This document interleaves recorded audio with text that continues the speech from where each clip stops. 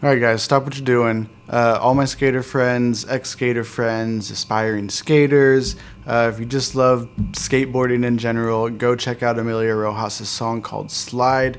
Go catch that vibe real quick, then come back to this video. Trust me, you're gonna love it. You probably lived it. Okay, go now. What up guys, sorry I've been gone so long. I've been trying to get this video done for about a month now and shit keeps happening, life keeps popping up, you know. Anyways, I'm back for my third album review, and this one I was pretty excited about. This rapper's been around for a minute. I've personally been following him for about 10 years, but he has music going back for probably about 20 years now. And that artist is named Emilio Rojas. Now, I first heard Emilio Rojas on this song called Latinos Part 2. I think Joel Ortiz, Chris Rivers, and Bodega Bams was on that song. He's the first one on that track, and I can remember hearing that shit when it came on.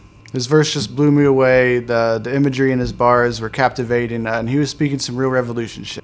So after that, I started digging further into his music, and it didn't take much digging to learn this, but this dude reps hard for the Hispanic people, and I really appreciate that. So from there, my fandom grew, and coming in almost halfway through his career, I had plenty to listen to. He's done features with legendary artists, he has a solid discography with music dating back to 2004 on MySpace, and he was in an underground supergroup with legends Dizzy Wright, Jaron Benton, and Demrick called 1 Week Notice. So yeah, it's been a real pleasure to watch this dude keep doing his thing and putting on for his people. And on that note, I kind of just want to highlight something he did on social media with his last album. He did this Taco Tuesday thing where he'd pay for his fans to go eat at their favorite local authentic taco shop. And I just thought that shit was cool because, you know, you get to support your local Latinos and be personable and connect with your fans. So shortly after that, I got to see him while he was on tour with Ritz, and I got to meet him for a brief moment. And he truly felt like, you know, just a normal person just hanging out the merch booth before the show. And for me, when it comes to the kind of artists I enjoy, I really truly appreciate when I feel like I can connect with the person behind the music. You know, I want to relate somewhat to what you're saying, or at least learn something at the very least. And I've always got that from his music. So, of course, when he drops an album, I'm going to run to it. And now that I'm doing this, I suppose I should try to give it a review and share with you guys. Now, the entire project seems to be produced by Playback. And again, I always love when an artist can lock in with one producer and deliver a cohesive project that doesn't just sound like a collection of songs. That's what a lot of people do nowadays.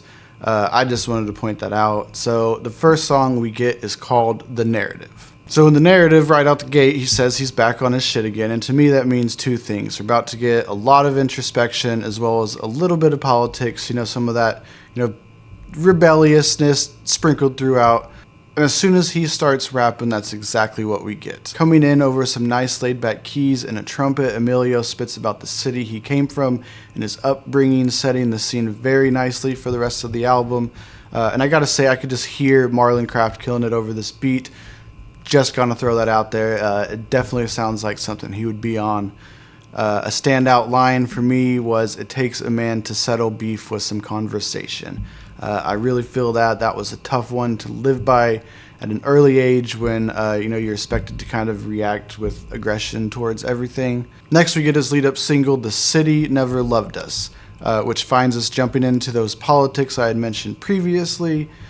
He's definitely back on his shit. There's some nice beat changes on here and a killer verse from Katori Walker. Then we move into track 3 called "The Dream," which, like the name suggests, is a very dreamy track. Awesome chill hook on this one by Timothy Bloom, and a very simple but intricate beat with a keyboard and a trumpet. I don't think there's a single drum on this track other than the sample that opens it. It just really places you directly in his shoes, right into his childhood. Now I'm from a small town, and this one just made me feel like I was running around his city. I absolutely loved this one. Now that we know what it was like running around as a young Emilio, let's dive into that idea a little further and hop on our skateboards to take a joyride through the streets in his track called "Slide." Now, I really fuck with this song, and if you listened to my advice at the beginning of the video, you already went and caught that vibe. You know what it is, man. The song "Slide" is a banger, and this one for me is going on my forever playlist.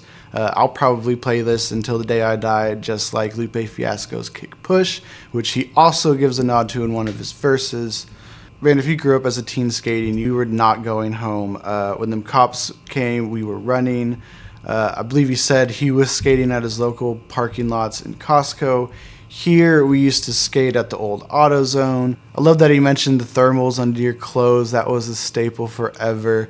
The glue on the sneakers, making tapes, waxing up every good grind you could find. Man, those were the times. I wish I would have skated much longer than I did, but as soon as I got older and had places to be, my bike could just take me much further. And after that, we continue the good vibes with a quick little track called Highs and Lows. Emilio first expresses his survivor's guilt for making it out, and then he goes on to explore his goals and intentions not only in his life but with his woman as well. Integrity and intellect are the lessons here. I dig it. Next up, we got Get Rich Quick. Now this one switches the mood up with a sinister bass line, and we get asked our definition of success. Is it excess or is it access? And Emilio makes it very clear that he's out to get his. I love this track, man. It makes you just want to get to it, especially when rapper ETO comes on to give his take on the topic. There's a lot of solid wordplay there, and he gets into this just sick 3-syllable rhyme scheme in there. The song ends with Emilio acting out a robbery scene, which transitions nicely with the keys playing the intro for the next one, which is called the 167th in Audubon. Now at this point, we're directly in Emilio's neighborhood. He reminisces about his life growing up, the hustling, the ladies, all the spots, just the daily routine.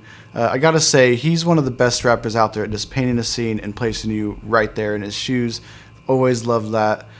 Songs like this are very reminiscent of something a Nas would do. Track 8 is called The Malecon, which I was excited to listen to when I saw it was featuring Dave East, another New York legend. And in my head, I was thinking, this beat's gotta be crazy. Dave East usually raps over some pretty hard beats, and hard it is for sure. I love the way they stack those trumpets and reverse them on there. I'm pretty sure that's what they did. Emilio and Dave East go verse for verse about status and all that, hanging in the club type shit. Next up, we got a song called T.O. Forever. In this one, we get really personal with Emilio and his position on having children, due to the worsening conditions of the world. It's one of my favorites on here and a standout for sure. I know a lot of people can probably relate to this one as well. It's definitely a growing sentiment amongst younger generations. It's a nice boom bap beat and a cute little sing-songy sample in the background. I wish I knew what sample that was. I love hearing this kind of vulnerability in my hip hop. Now after that nice little detour back into his life, we move into Fluctuate. There's more trumpets on this one, heavy bass, some trap drums, and a double time flow from both Emilio and Joey Cool. This one's about staying solid, never switching up, never fluctuating. Cool banger before we get to the closing of the album. Now this last track is called Day Trip, and I gotta say, I usually don't like the rap songs that are more geared to the ladies, where you get, just them stunting and spitting game. Usually comes with some really cringy dick bars, but not on this one. This one is actually on some really fly shit. The day sounds amazing, and this beat just sounds like brunch. King Midas lays a super smooth hook, and Emilio even leaves the third verse open so someone can get their bars off. Maybe we'll get a remix or something. So yeah, he just lets the beat ride out on that one, and that's basically how we end the project. Well, that sums up the track-by-track review of It Always Gets Better, so now let's get into my final thoughts on the album. Personally, I really love the project. If you really like it too, you should go check out his 2018 album, Life Got in the Way. It definitely feels like a sequel to that album thematically, like the next chapter almost, side A, side B, if you will. The album showcased his growth and progression since that album, and the title, It Always Gets Better, just stamps that fact. Life most definitely gets in the way, but it always gets better. I just love that. And I gotta say, I love the album cover as well. It's optimism on full display there. And again, I love that he locked in with playback. The beats are solid throughout, and Emilio absolutely kills it on the flow side of things. The rebelliousness and introspection is there as well. His talent for imagery is always something I take a shine to, and it was on full display with this one throughout. I love the way the album just kind of moves you through his life as well. First, he kind of sets the scene. He puts you in the city as a rebellious youth, skating and running away from the cops. Next, we're hustling and going out to night spots, and by the end of it, we're investing our money while debating on fatherhood and eating brunch at fancy foreign restaurants. That shows life's progressions and his growth as a man, and I love that, especially when it's displayed on a project. So yeah, give it a listen, go give him a follow, make sure to check out his old stuff as well. Now just some random thoughts I had while listening to the album. With as popular as a lot of Latin artists are getting right now, it'd be really cool to maybe see him work with that Mexican OT. That would be awesome. Also, I'd like to hear more stuff with Joel Ortiz. And if I gotta just throw a dream collab out there, Nico would be crazy. He's a Florida rapper, but he's Brazilian, I believe.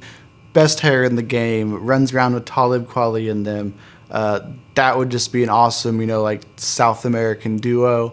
But yeah, anyways, I'll be back as soon as I can with something else dope to share. I'm not sure what I'll be working on next. Go check out my son's page as well. That's Evanzilla with 2 A's at the end. Like and subscribe, share both pages. I really appreciate anyone who is still here. I promise I'm going to keep going. I'm going to keep trying to make these videos better. I just need more free time.